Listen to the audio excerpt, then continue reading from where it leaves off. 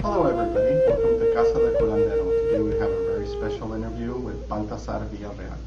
I first met him when I had a Reiki gathering that was to honor my aunt, a curandera who had come from Texas. And when we first met, we had this deep connection, and it's wonderful when you meet people like that.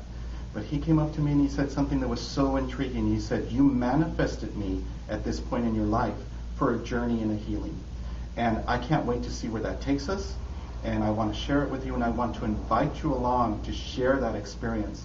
And we can see how this unfolds and how fellow human beings can help each other on our journey." And today Krista is going to be interviewing him, and it's a start of a series of interviews with Baltazar as we go deeper and deeper into his knowledge as a curandero. Hello everyone, and thank you once again for joining us for our latest episode. Today I have Baltazar Villarreal with us. He is a psychotherapist, and he works for the state of California in the Kalinga State Mental Hospital. He deals with mostly high-level sex offenders, and he is also an expert witness for the state when it comes to crimes and to court cases. Now, beyond your very impressive and ongoing educational experience, Baltazar is also a curandero, Maji, as you like to call yourself, yes, and all around he has found a way that really truly incorporates the psyche and the scientific aspect of psychotherapy as well as the spiritual side of life. So thank you for joining us today. Thank you. And I would love to hear about what you do and how you have managed to incorporate this very scientific aspect of life into a much more personal, spiritual side that you combine so well. Sure. You know what? It's really interesting. My graduate work, before I moved into doing psychotherapy, I worked in philosophy, comparative religion. And so I had the wonderful blessing of studying in Hindu temples, Buddhist temples, and Sikh temples and Gurdwaras, and was invited into the Hmong community to study the shamanistic rituals that took place. With that, you know, when you get to that university level, many times that level of spirituality is completely lost. Mm-hmm. It becomes a very scientific exploration of what information is. And I said that I feel very blessed because I was able to take that information and then further enhance it in that spiritual practice and continue to gain and strengthen my faith. Yes. And in order to assist others, give to others, and honor that practice, honor everybody's separate practices and ritualistic as it blends with the spirit.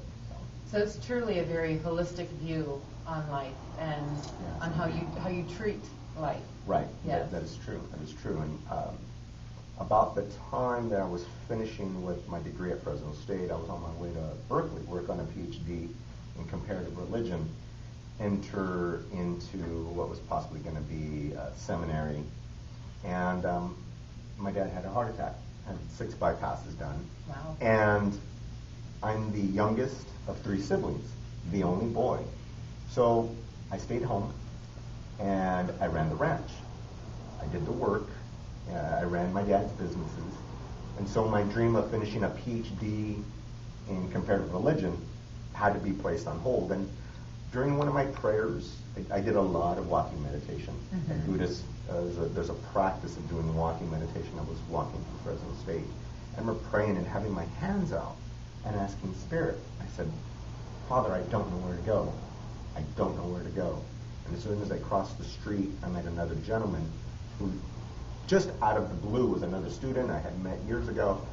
And he said, "What's going on?" I said, "Oh, Dad's having this done. I don't know what I'm going to do."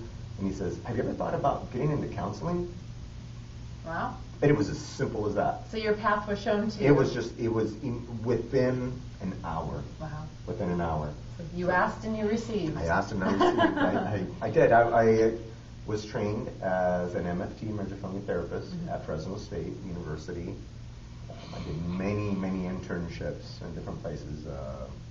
Fresno, I was with the adult psychiatric unit. I was at Metro Services. We worked on acute cases, street people. And then I just further found mentors at the university that would blend that spiritual piece and that therapeutic piece and that science together. So, That's wonderful. yes. That's wonderful. Yes, definitely. So I also know that you are the father of 3 kids. I am. So how have you incorporated your learnings into your daily lifestyle, especially with your kids? Because I know so many people have kids, and that's always a big question: is how do you teach your children to be spiritual, to be open-minded, to be respectful of other people and other cultures, Yeah. but still not become so flighty, for lack of a better word, but to still have that scientific-driven mind, and how do you incorporate all of that? Sure. It's very interesting. All of my children, I have a 13-year-old, 11-year-old, and an 8-year-old daughter. And All girls? No, 2 boys Oh, and okay. girls. So the youngest one, it's kind of funny when there's other women around, she flocks to them because at home there's just boys. Yeah. She's just boys, even though she wrestles and tackles with us, she's still in pigtails.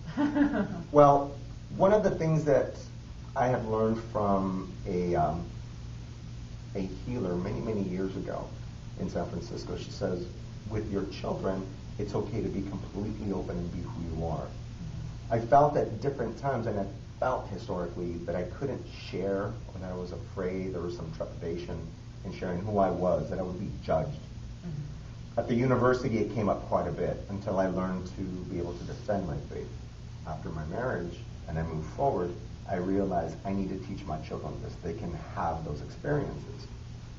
So as I further kept on moving forward, me and my children read most nights, and we read out of several different books on the angelic realm.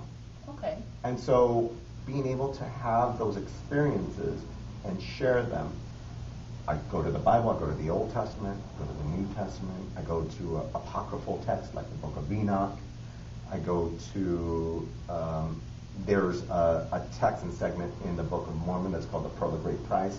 The Book of Abraham is in there, and so we share those real experiences that take place in Egypt and the Jewish communities and what faith and spirituality is about. Okay. And so we read this. We don't limit what we teach because God is everywhere. Yes. God is everywhere. And one of my favorite quotes from Pythagoras is that when God created the universe, he worked as a mathematician. Yes.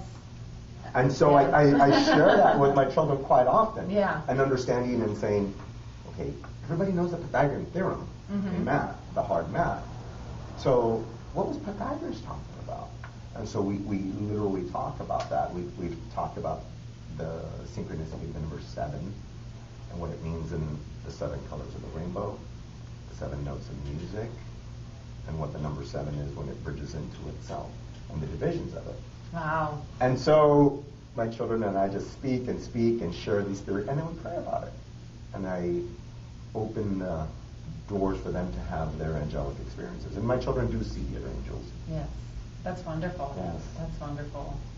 So I think part of it is, it seems like that's some very high-level intellectual concepts for a child to grasp, but I think that you've been able to present your children with that information in a way that's very on their level and easy to understand. Right. And I think it goes to show that you can teach young kids about these things, and you can have these open discussions with them and not be scared, and without the fear of overwhelming them. Right. I learn many times that my children see the physical experience of that angelic realm, my guardian angel, their guardian angels. They're very sensitive to the energy shifts that take place in the human psyche, within myself, within theirs, experiences in life as we walk in the streets. We talk about the angels and the energetic field that are around folks. And then we further validate that by saying, well, we know we're sound, we know we're all vibration. Yeah.